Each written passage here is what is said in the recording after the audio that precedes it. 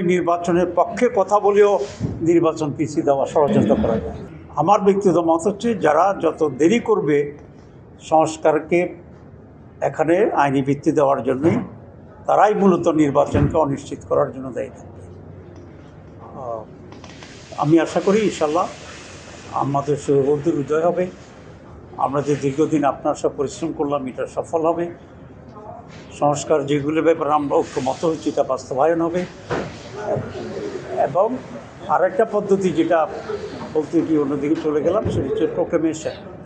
সুতরাং কতগুলো LFO, proclamation, গণভোট, রেফারেন্ডাম যেটাকে বলা হয়, অথবা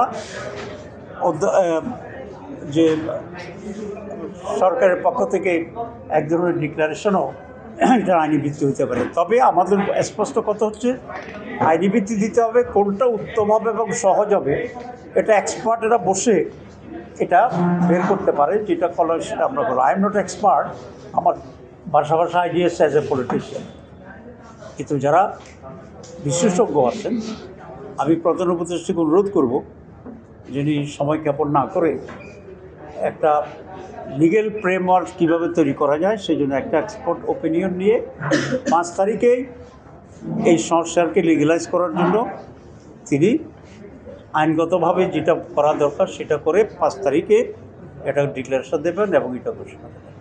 তাহলেই দেখা যাবে আমরা দেশ নির্বাচনমুখী হয়ে যাবে, law and order situation improve করে যাবে এবং অনিশ্চয়তা কেটে যাবে ইনশাআল্লাহ। যারা পানি ঘোলাটে করতে চায় তারা শেষ পাবে না। আপনাদের সবাইকে ধন্যবাদ।